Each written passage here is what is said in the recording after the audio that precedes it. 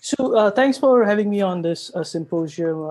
It's a great pleasure to be talking about some of our work that we have been doing in India. I'm going to structure the talk basically around these 4 points: epidemiology of alcohol use and alcohol use disorders in India, how COVID-19 affected alcohol use in India, some very basic preliminary data from the online survey of on COVID and mental health that we are running, and ending with intervention models for alcohol use disorders to be used in settings like this. So basically, I kind of broadly breaking it down into the past, which is pre-COVID, the present, the COVID, and the future in terms of what we can do when we are building back better in settings like this.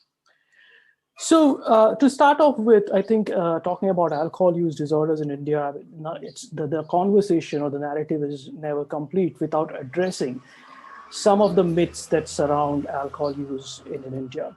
And I first kind of became aware of this when I did my Wellcome Trust Fellowship interview a decade ago. And when I was being interviewed, one of the interviewers said, "Yeah, but why should we give you the money? I mean, there's no drinking problems in India." And that kind of stuck to me. And things have not changed much in terms of these perceptions, but I think we have a lot better understanding of alcohol use and alcohol use disorders in India. So the first myth that we need to bust is that Indians don't drink, that India is an abstinent culture, which is far away from the reality or the truth. So if you look at this, which is a graphical representation of the 5-year change in recorded alcohol, adult alcohol consumption, you will see in most parts of the world, especially the developed world, the use of alcohol has either stabilized or is going down.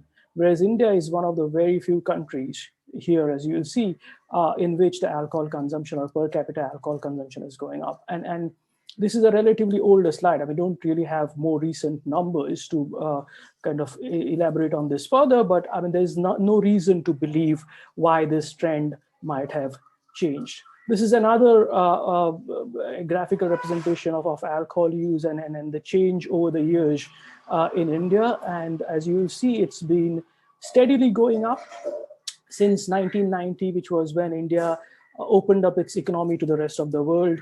And so the availability of alcohol as well as disposable income with people has been going up.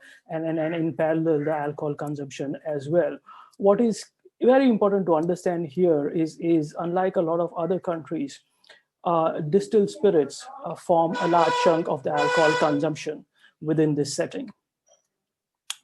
You might then you might get people accepting that, yes, we do drink in India, but we don't have drinking problems, i.e. we know how to drink responsibly. This is not true as well. And there is enough evidence to show that there is a large proportion of our drinkers in India do have problem drinking, right from hazardous drinking upwards to dependent drinking. And the research has shown that we do tend to have a slightly peculiar epidemiological pattern of drinking, which is the proportion of drinkers in the population is relatively low as compared to a lot of the developed world, but the proportion of alcohol use disorders within those drinkers is extremely high, going up to 40% of drinkers amongst drinking, 40% of drinkers, especially among males. And that's kind of an epidemiological pattern which has evolved, which is predominantly male drinking, drinking of spirits, daily drinking, heavy drinking to the point of getting intoxicated. So you drink large amounts of alcohol within short periods of time. It's under socialized and solitary drinking, and the expectancies from it are basically getting intoxicated and disinhibited. So this is broadly an epidemiological pattern of drinking amongst males in India. That's not to say that everyone who drinks in India drinks in this manner, but this is a very common pattern, which is then increasing the risk of developing alcohol use disorders. Again, the picture is not complete without kind of talking about the alcohol industry and how India is being systematically targeted by the alcohol industry for the sale of alcohol, specifically because of its large population, growing economy, a large proportion of which are young people who are potential drinkers for longer periods of time, and finally, social norms which are changing, starting from 1990, as I said, when India opened up its economy, and there have been a lot of social changes in India which are changing the culture around drinking. uh, there are laws and there are certain policies which dictate how you market alcohol, etc. But as with a lot of laws, there are also loopholes which get exploited by the industry. So, for example, in India, you are not allowed to advertise alcoholic drinks directly. And so, for example, this is a whiskey that you get in India called Royal Challenge. You can't advertise it. What do? You go and buy an IPL cricket team and call it Royal Challengers Bangalore. And so there's surrogate marketing there. This is in your face all the time, not just when the IPL is happening for a couple of months a year, but the marketing happens all around the year. And finally, looking at the big conflict of interest that various states in India have when it comes to alcohol use disorders. On the one hand, the state has the responsibility for providing healthcare for people with drinking problems. And on the other hand, they are drawing huge amounts of excise duty revenue from the same industry. And so that's a huge conflict of interest, which you will see will play out in when I speak about what happened during COVID. And finally, while we establish the size of the problem, the policy response to it is very incongruent. Basically, the policy response is focused on heavy drinkers, people with alcohol use disorders or alcohol dependence, and not the milder end of the spectrum. And the services are available within tertiary care or secondary care institutions, which are geographically inaccessible to most people living in India, which means that the treatment gap, which is a proportion of people with alcohol use disorders who do not get treatment for their alcohol problems, is the highest among all mental and substance use disorders in India. Basically, if 100 people have alcohol use disorders in India, almost 90% of them do not get any access to any kind of service for their drinking problems. So on that background, what happened when COVID-19 struck India? Lots of things and lots of complexities in a country as big as India, and huge variations in the responses across the country. But I'd like to start off with some pictures to show what happened. So for example, this is a large or a long queue which was outside an alcohol sales depot, people lining up to buy alcohol and not maintaining adequate social distancing or wearing masks, etc. This is a picture of what happened when the state government started opening up the shops and the economy. And the moment it happened, you had people lining up to buy alcohol in large amounts. Police had to do lathi charges in many places to disperse the people because they were not maintaining COVID-related safety norms. And then there was the frankly ridiculous things like this, for example, where there's this man when the alcohol shops opened up in one of the states in India, he was kind of praying, doing a prayer to the alcohol in front of him before he starts drinking alcohol. So that's a kind of from the sad to the frankly ridiculous things that were happening when there was a hard lockdown and as we started to open up. So some of the things that happened basically in some of the states was, as I said, huge variation. Some states, complete lockdown, no sale of alcohol at all, only sale of essential goods.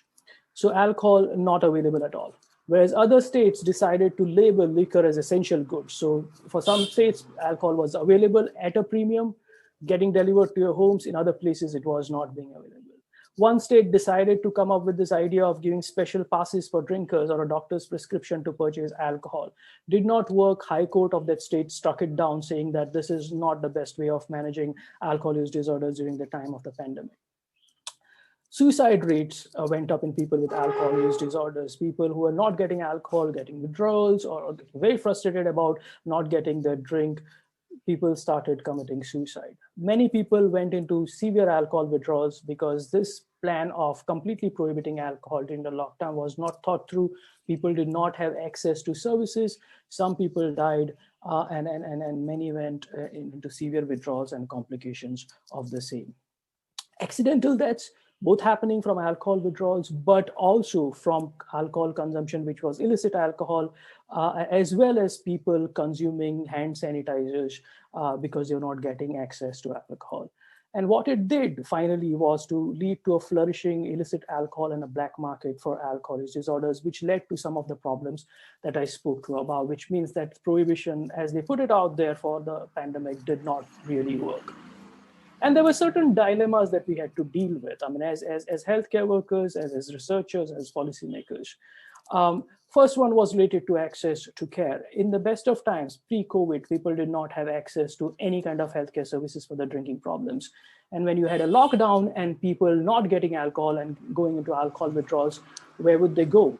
So, and considering the fact that alcohol withdrawals can be potentially dangerous and can increase mortality rates, this was a big dilemma. Do we kind of allow access to healthcare services, or do we kind of spend resources on treating COVID-19 because of limited beds available in hospitals?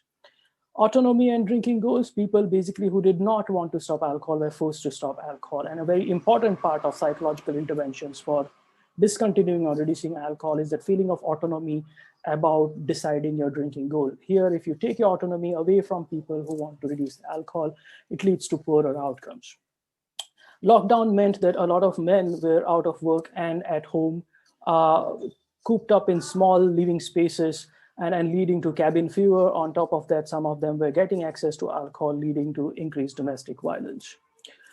Did prohibition really work? Probably not. I mean, there's quite a bit of evidence from across the world, but also from India, in which we have learned that prohibition, which is kind of state specific, does not work at all, especially when you have porous boundaries where alcohol can come in very easily. Legal conundrums around whether alcohol should be an essential good or goods or not. Lots of discussion around it, no resolution. And finally, the conflict of interest that I spoke about earlier. On the one hand, the state has the responsibility for health, and so they locked down all alcohol. In many states, they locked down alcohol distributors and shops. But then again, we were pretty quick to open things up because of this potential conflict of interest and the fact that governments were losing out on huge amounts of revenues. Quickly taking you through, once we understood what happened during COVID, a brief survey that we have, the online survey that we've been running for past almost a year. This is just a description of the sample, keeping in mind that this is going to be a biased sample. It's an online survey, and so there is going to be a self-selection and a selection bias in the sample that we have for this survey. This is not from the survey. This is from the most recent and biggest survey on the magnitude of substance use in India done recently. You will see that the prevalence of alcohol consumption in adults is 17.1%. What we found in our study, in the survey that I'm talking about, is that prevalence of drinking was 72%. As I said, there's selection bias in this, but even if we were to consider that there's a selection bias in this sample, and the fact that a large proportion of this population in this sample were women who, in any case in India, have a lower prevalence of drinking, 72% is quite a high number, even if we were to adjust for the biases. Another interesting thing that came out was that only 7% of the drinkers were drinking at a moderate to high level of risk, which is again unusual from the epidemiological pattern that we have in India.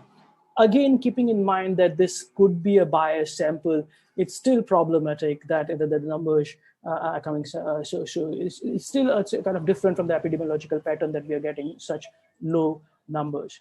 And finally, a question that was asked to the participants about anyone else in their family who was drinking alcohol. And they reported that for 47%, almost half of the population, there was no change in the drinking. But interestingly, a third of the population, they said the reduced drinking during the lockdown and the pandemic. Again, all of these three trends are different from pre-COVID. We have to explore this in more detail. There's going to be bound to be nuances to this. As I said, these are early days in terms of the analysis of the data. But even then, this is something very interesting and going against the trend as well as the received wisdom over the years. And finally, having established that there has always been a problem with access to services for alcohol use disorders in India, exacerbated by the pandemic, what are some of the potential solutions or lessons that we can draw from our existing models of care that could be used when we are redeveloping our services now during COVID and post-COVID?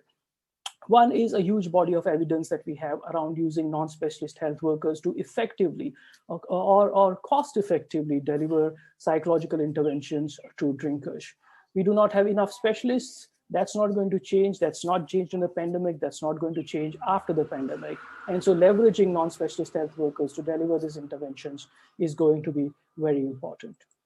Shifting a little bit in terms of tech and moving from low tech, which is non-specialist health workers, to slightly more high tech, a program that we are running called Impact, funded by MRC UK on telepsychiatry. Again, during the pandemic, it allowed us to do consultations for a lot of the people in the communities. Again, something that can be leveraged moving forwards because, as I said, most of the alcohol use disorder services in the country are highly geographically inaccessible to large parts of the population.